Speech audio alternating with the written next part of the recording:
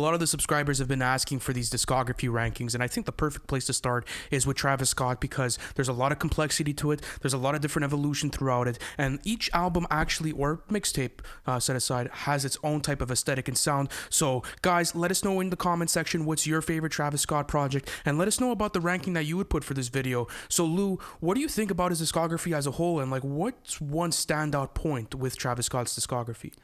I would say that, what's remarkable about Travis Scott's discography is the fact that, he only has 5 projects to his solo discography, and they're all really good. Like, he doesn't have a single miss in his discography. He doesn't have a single misstep. And what's amazing is that he keeps trap music refreshing. He always True. He always brings in new elements and thinks outside the box compared to the rest of the scene. And that's what I respect his music for.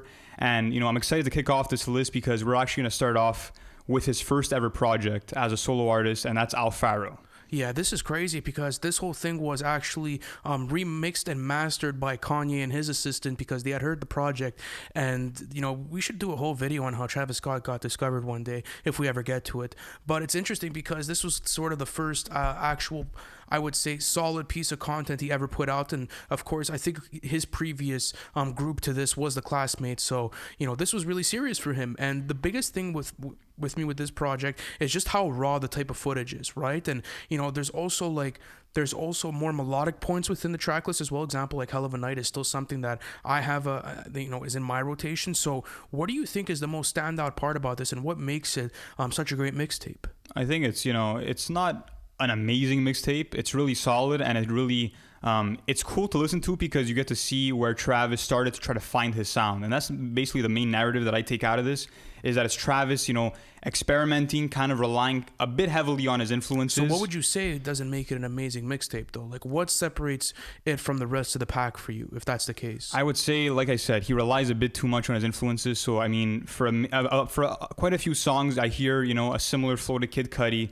I hear some Kanye West influences, and I feel like he didn't really get too much of a grasp yet on his style as a rapper. Yes, okay, so I will agree with the point that he didn't really stick with, well, maybe it's because he was so new, right, and that it was his first project. But I think for his solo effort, like the first time he ever did it, it was like Travis Scott's sound was low-key established, and the foundation was there to build off of that. It was. Like, if you look at, let's say, something like Upper Echelon and what that did for his career and how that really, set it off, I mean, you probably wouldn't get the type of hard-hitting home Travis Scott songs that you would get in the features, or in the future, excuse me. The actual... Or talk about Uptown, let's say, too. That's extremely hard. And think about, what that did with a feature with A$AP Ferg and how I didn't like that feature too much, to be honest. You didn't like the feature? Also, Wale on Quintana, I wasn't a fan of that either, just because I feel like his vocals weren't mixed properly. But I love the production on this mixtape. I thought the production was amazing, and it's very, it's industrial hip hop, and apparently it was a major influence for Kanye's production on Yeezus. I hear that, though. I do hear that. They were made the same year, so they were working together. So I'm sure Kanye kind of saw what Travis was doing there, because he does have some credits on the mixtape. And Travis actually does have credits on Yeezus. Like, that was around the time of Pharaoh and Yeezus for Travis in his career. So that clocks in at number 5. At number 4, though, this might be a bit controversial to the users, because I know you guys are big fans of DBR, but we're going to have to put it at 4th here. And it doesn't mean that this is not a great mixtape. Like, this is low-key a classic mixtape for me. There's some really big standout tracks on here, and I feel like Travis Scott just took Pharaoh and brought it to a whole different level with DBR. Days Before Rodeo has a load of quality. So what are some of the standout tracks that you have on this project? Some of the standout tracks, the one that, is probably everybody's favorite, but I have to shout it out, is Drugs You Should Try It. And it feels like you're on an acid trip along with Travis, and you're you're immersed into the psychedelic sound, and it's pretty much a love song and about him feeling, kind of lost in the emotions that he's experiencing throughout this relationship. And I love that. Another standout has to be Backyard. Backyard's crazy. That was one thing that really stood out with me, and how it was a really inspirational effort by Travis. Like, he talks about a lot of different content matter. Prior to that, he was talking about, him and his boys staying in a little, like, bedroom, closet, hotel room, whatever it was. For Pharaoh, you're saying? No, but like there's a line I have to bring it up, but okay. There was a line in the song that was just comparing his situation from a year prior to recording that song, and how, like, his life completely changed, and just everything about, I love how he also shouts out, like, a lot of his family members. It's a great feel-good song. And it really hyped people up for Facts. Rodeo. It got people super excited Facts. for his first studio album, and you really saw him experimenting a lot more, I would say, than on Pharaoh, in the sense that, you know, he had a song with the 1975 on Don't Play. That was fantastic. That was amazing. Big and Sean's verse is goated on that as well. Great verse from Big Sean. And he's also experimenting content-wise on a song like Grey, where he raps about his friend being locked up and how that's affected him and how he feels like it could have been him in that situation. It also spawned one of the first collaborations between Young Thug and Travis Scott on Skyfall with that absolute, you know, iconic Metro Boomin beat. So that birthed that. You also had Sloppy Toppy, which was really sick. I loved all the Migos on that, and give me like, it was more YRN Migos more than anything. Like, it wasn't like that culture hype up, but it was great. But nonetheless, this is a great mixtape. There's a load of value. There's a lot of ups, there's a lot of downs, and then once you get towards the end of the track list, you start to realize what's coming for the future. And his hook game really improved. Ooh, that's if true. you look at songs like Mamacita, especially, Don't Play, Skyfall, all of his hooks really came to light and kind of had more of a solid foundation on Days Before Rodeo. I do agree with you on that, and the production came up as well. But let's talk about our third selection in the discography, and that will be Birds in the Trap. Birds in the Trap, Sing McKnight. This is I believe it came out in 2016 of September, correct? Yeah. This was absolutely iconic, and I remember the first time I heard Kid Cudi's humming on Through the Late Night, and then I went through the rest of the track list, and then I heard Andre 3K at the start of the album. But you know, it was a lot of different things into one, and it just sounded really cohesive. And I think there's like 10 plus features on it, correct? Yeah, I mean, that's the case for every Travis studio album, where he kind of brings in this A-list cast and just shows how he can collaborate with pretty much anybody. Facts. And on top of that too, you know, we had the introduction of Nav on that album, and that was a big surprise. I didn't expect Major it. surprise. And when I first heard him rapping, I'm like, who is this? Like, he sounds really good, and he actually produced the beat for Biebs in the Trap, so that was dope. Another standout would have to be Coordinate, where, you know, Travis is really flowing. Of course, The Ends with Andre 3000 was amazing. That's great as well. Way Back is a standout track. That beat switch there. Wonderful with The Weeknd. That's probably my favorite link up from both of them. I would say maybe that's my best. Kendrick Lamar on Goosebumps. That's a legendary verse as well. Like, that was pure quality. And jokes enough, that production was like supposed to be in like 1,000 other people's hands besides Travis, and apparently Travis heard it, and boom, then he got the co-sign by Kendrick, so that went crazy. Why do you put it lower than, let's say, Astroworld or Rodeo? I would just say, like, as far as a theme goes, I think that's the only thing that's really lacking with it as far as content matter. But the thing is that the reason why I put it over DBR is because the replay value on it is some of Travis Scott's best. I mean, I find songs like Sweet Sweet or Way Back or Wonderful, Pick Up the Phone. SDP interlude. The beat on that song. The original one on that Piff is much, much better. And I wish that would have been on it. I would also give Lou's Guidance. I'm a big fan of Guidance, actually. I know not a lot of fans are crazy about that song, but it's the replay value. Any sort of day, I could go through track one all the way to the end, and I'll be impressed with it. But how about you? Like, what?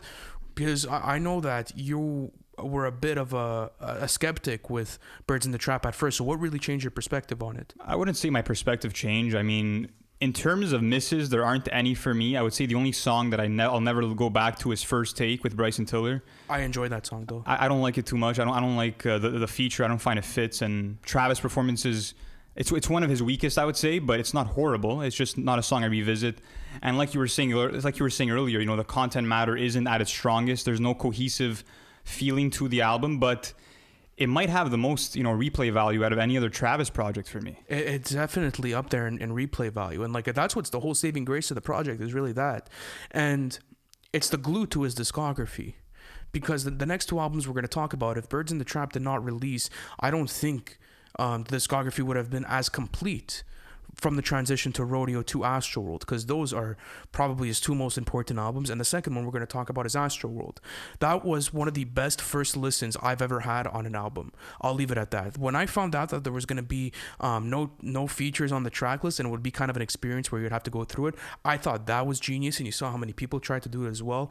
You go through the track list and you realize the type of collaborations are on here. You're hearing, you know, beat switches, you're hearing flow switches, you know, you're hearing Travis go more melodic on certain tracks, and then after that, you know, you get aggressive Travis rapping. So it was chaos, it was ups and downs, it was an amusement park, but what made it sound so complete?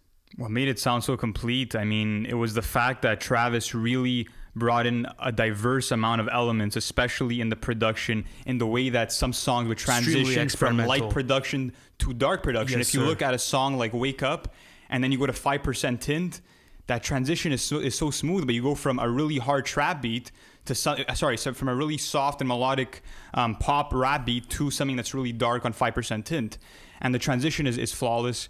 But for me, what really sold me is the way that he brought in psychedelic hip hop. He brought in old school boom bap on Coffee Bean. The way that he emerged sounds of Chopped and Screwed from the South on songs like R.I.P. Screw, that was flawless.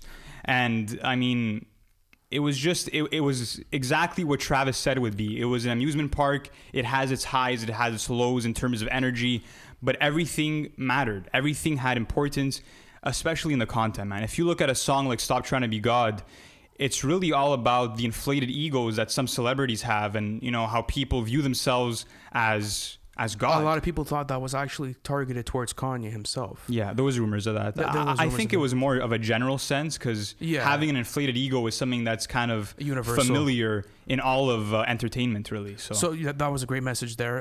Shout out to the beat switches, though, because you have Stargazing and Sicko Mode, and when you heard those first beat switches, it was really fucking sick, and you didn't expect it, because I remember we were sitting down and we were listening to it, we were listening to it at Cumps on this abandoned parking lot. This abandoned parking lot we used to park at and just smoke weed and listen to music. So I remember we were all sitting and we were like, fuck, is this the same track? So we'd go back into the car because we didn't have speakers, and it was like, yo, this track hasn't even finished yet. It's still halfway there. And that was the case 2 times with it. The only thing, though, I wish would have happened on Sicko Mode was that Drake was going to be able to finish that first verse, is how I heard him start.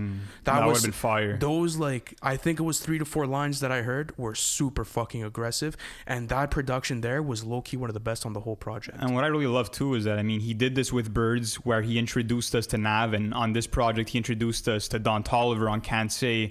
And that's what I love Travis for, is that not only does he work with established musicians like Stevie Wonder's harmonica on Stop Trying to Be God, but you also get something more refreshing like Don Toliver on Can't Say. And then you get more melodic performances like James Blake and The Weeknd that come on here and really complete the track list. You get really experimental vibes and more melodic tracks, like, let's say, Astro Thunder, that sounds really spacey and really on a low. I don't even know how to explain that. And song. Also, it's Houston Fornication is one of his most underrated songs. Crazy. Ever. Love that song. Crazy song. Also, the introspection on Coffee Bean, where he raps about how the Jenner Kardashian family had a hard time accepting him at first, and kind of his experiences in that relationship and all of the kind of issues that they've had over the years. That was it was introspective from Travis. And it was a very good way to close off the project. So that was great as well. And I think it's a masterpiece. Like it is. And how it affected the culture was really, really, really, really big, especially for our age group, right? Like, who is still not bumping Astroworld? Like, it's like 3 years now, and the hype is still as big as ever. And like, honestly, it's crazy. Look, I didn't put it at we chose not to put it at number 1, but I do feel like it's almost interchangeable. Like, after a few years, Astroworld could maybe take over Rodeo. Maybe. I don't know, because at number 1 we do have Rodeo, and it is considered to be one of probably the best trap album of all time.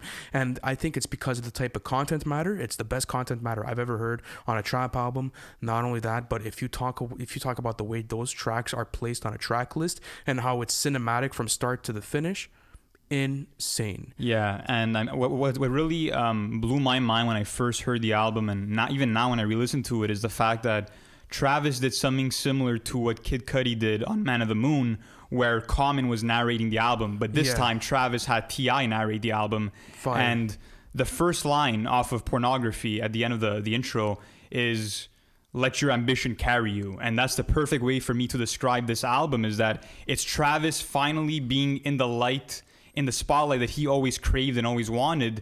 And it's how, it's not as bright as it always may seem. Then you start off the album. You get "Oh My Decide" with Quavo. That beat switch is just out of this world. One of the most. That's a goated Travis Scott song. 3500 Future and 2 Chainz. That's another insane Travis Scott. Metro killed that beat. That was stupid. Wasted with Juicy J is a bit questionable.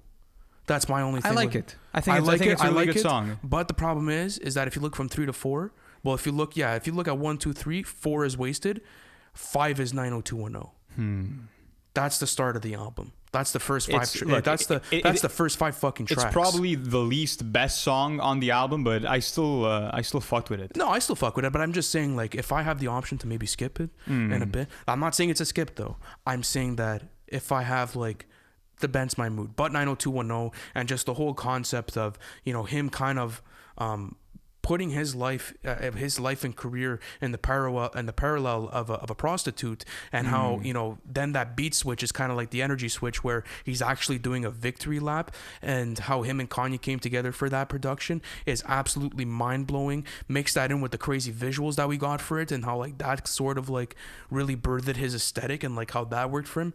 Insane sort of stuff. One standout for me that is probably growing to be my favorite song off of Rodeo is actually M.I.A, I'm Drunk. And what's breathtaking to me is, of course, Young Thug's performance. The way that he manipulates his voice throughout the song is actually flawless. Like, that right there could make an argument as to why Young Thug is one of the most innovative trap artists in the game right now. Not only that, but you randomly fucking got Justin Bieber rapping.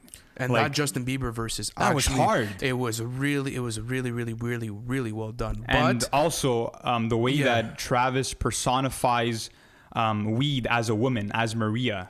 That was genius, man. That was really I fucked with that heavy. That was really good.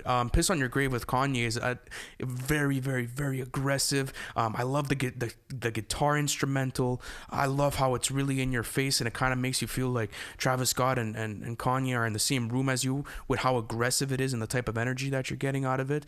And you know, this album just has way too many standout tracks. You know, even if you want to talk about Nightcrawler and like what that did and how goated that Chief Keef verses, and what Sway Lee did on there, and you know, that production as a whole, and how it fit the whole like toy sort of aspect of the Rodeo album. And then you even have more low-key tracks like Apple Pie and I Can Tell.